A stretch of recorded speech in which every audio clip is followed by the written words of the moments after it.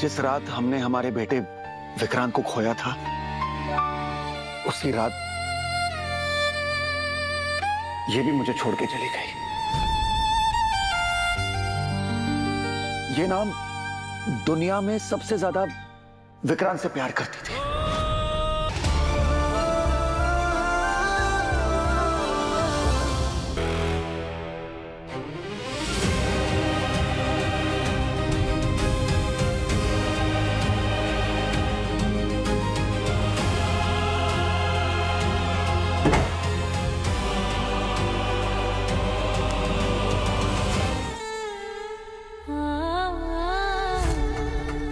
I am so impressed, Mrs Saluja.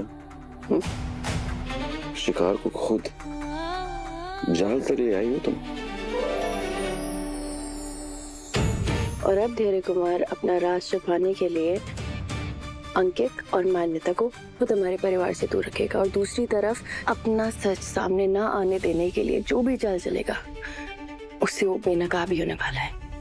तो फिर बस उसके रिएक्ट करने की देर है ना।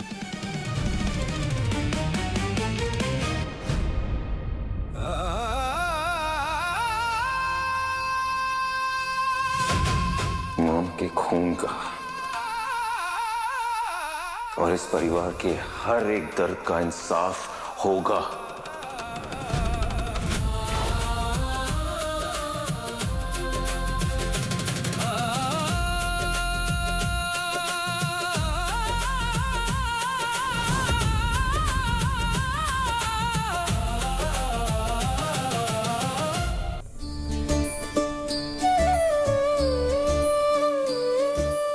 आज बच्चों ने इतनी बहादुरी दिखाई है कि एक ट्रीट तो बनती है।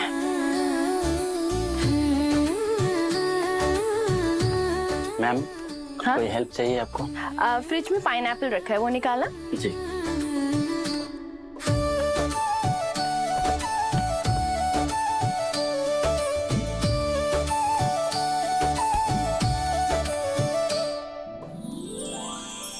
आज क्या बन रहा है मैम?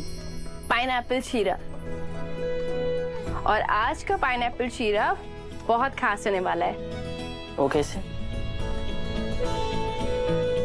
क्योंकि वो बनेगा त्रिपुरा क्वीन पाइनएप्पल से। Tripura queen pineapple? हाँ, त्रिपुरा क्वीन पाइनएप्पल। ये कोई आम पाइनएप्पल नहीं है। दिखने में छोटा जरूर है, पर जब खाओगे ना तो इसकी मिठास, इसकी खुशबू कभी नहीं भूल पाओगे। त्रिपुरा की मिट्टी, वहाँ का मौसम इसे खास बनाता है। इसका हर पीस आसानी से कट हो जाता है।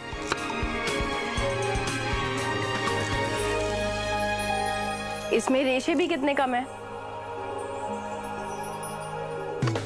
और खाने में इतना मीठा कि मुंह में रखते ही घुल गया।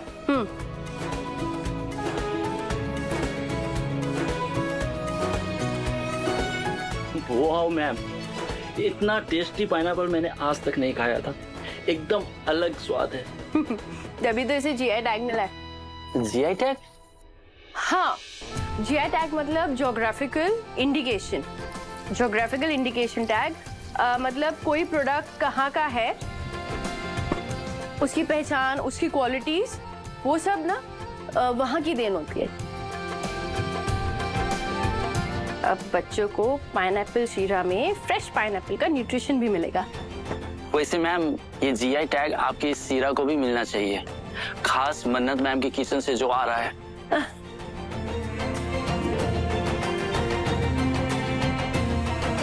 अब मैं ये निकाल के दे देती हूँ, बच्चों को जाके दे आओ, और आपके लिए भी निकाल रही हूँ, आपको भी खाना है। Okay? Thank you.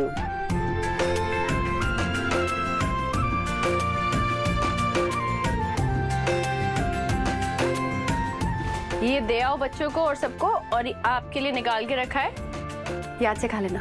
Okay ma'am, thank you.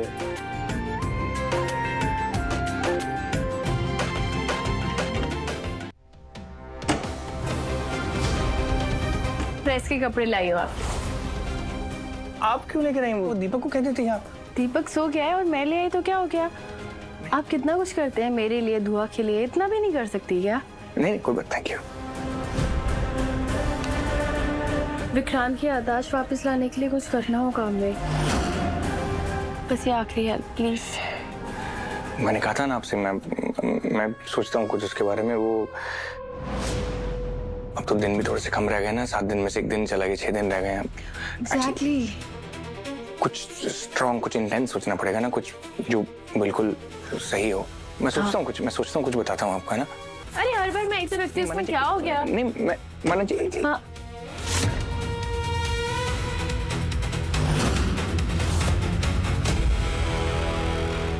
तुम्हारा अंजाम इंतजार कर रहा है। I will expose you.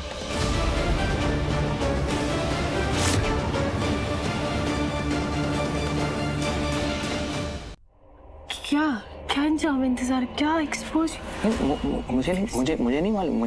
ये मैं भी जब ये अभी आया तो मैंने अलमारी खोली तो मैंने देखा कि ये लिखा हुआ किसे। ये देखा आपने? ये देखिए, ये माना जी, ये देखिए, ये जो है ना, ये मुझे यहाँ पर मिला। अभी जब मैं आया तो मुझे ये यहाँ पर मिला। ये मान्यता का है। आई एम 100% श्योर ये उसने लिखा है। ये सब उसका किया हुआ है। मान्यता का? हाँ।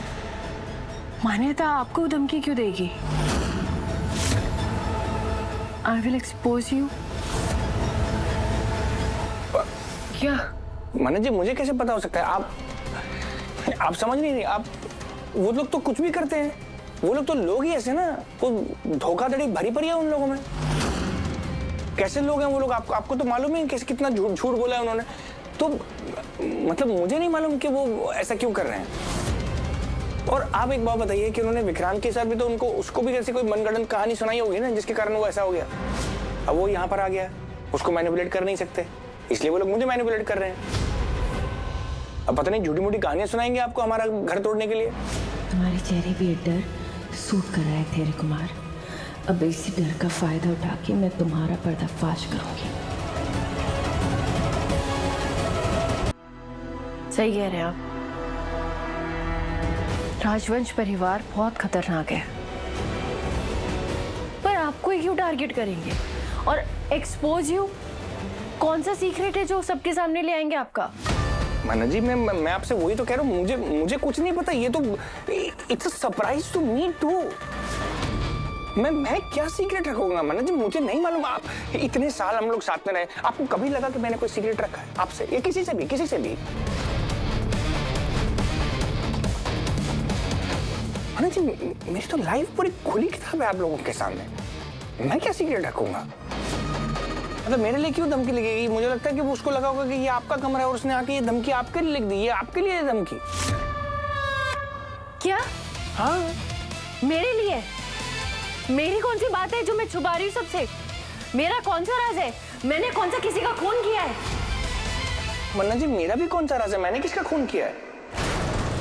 मैं कोई खून थोड़ी किया है। आपने थोड़ी, हम लोग कोई ब्लेम थोड़ी कर रहे हैं एक दूसरे को। हम तो बातचीत कर रहे हैं ना। और मेरे कहने का मतलब ये है कि मान्यता आपको झूठा साबित करना चाह रही है।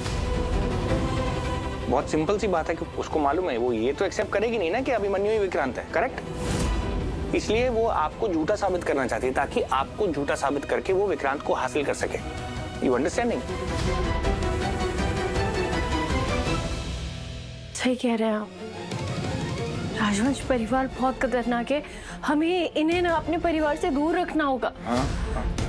अब हम क्या करेंगे? मनु जी सुनिए, देखिए, आप स्ट्रेस क्यों ले रहे हैं? है ना, आपका काम नहीं है स्ट्रेस लेना। और मैंने जब अंकित और मान्यता यहाँ पर आए थे ना, मैंने अंकित को स्पेसिफिकली ये बात बोली थी, दोबारा मेरे घर में घुसना नहीं, वार्न किया था मैंने उसको। और उसको, मुझे जब तक लगता है उसको मेरी बात समझ में आई है। आप टेंशन मत लीजिए, मैं हूं ना। आप जाके आराम से सोइए, रेस्ट लीजिए। आप भी स्ट्रेस हो गई है ना? थैंक गॉड, मन्ना जी को मुझ पर शक नहीं हुआ।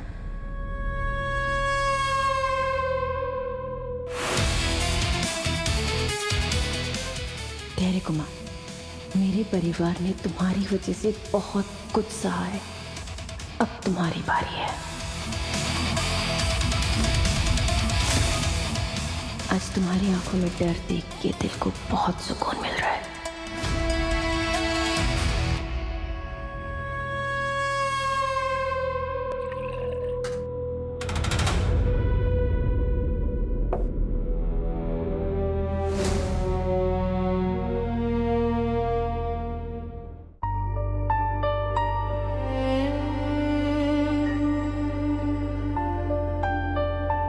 किस्मत ने ये कैसा खेल खेला है नीतू। आज हमारा विक्रांत वापस मिल गया है, लेकिन वो मुझे पहचानता ही नहीं है। प्लीज तुम थोड़ी सी सिफारिश कर दो ना बाबा जी से। उनसे कहो ना कि कोई ऐसा चमत्कार कर दे जिससे विक्रांत को सब कुछ वापस याद आ जाए। इस बेबस बाप को थोड़ी सी खुशी तो मिले।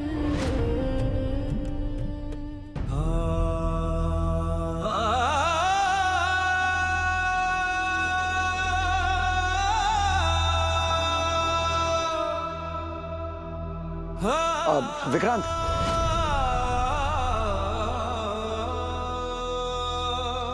सॉरी अभिमन्यु। सॉरी रहन, मुझे आपसे सच छुपाना पड़ रहा है। हाँ अभिमन्यु, यही बताने रुका था मैं। आओ ना बेटा, बैठो ना 2 मिनट।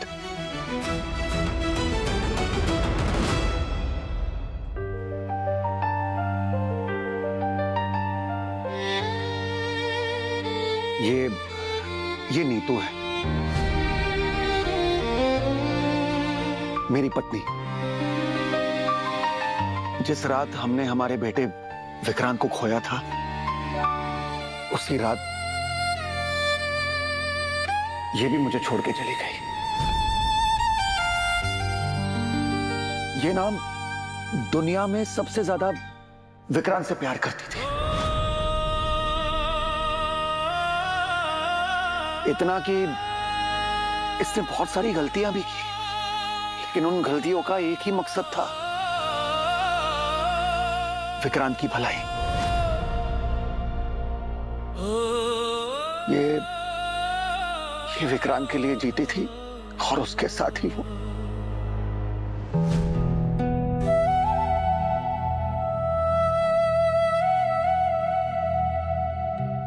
जानते हो बेटा, जिस उम्र में एक बाप अपनी सारी जिम्मेदारियां अपने बेटे को सौंपना चाहता है ना, उस उम्र में इस बाप ने अपने बेटे को खोया है। 1 साल तक मैं इस दर्द में जीता रहा, लेकिन फिर तुम मुझे मिले और एक नई उम्मीद जाग गई कि शायद तुम ही मेरे विक्रांत हो।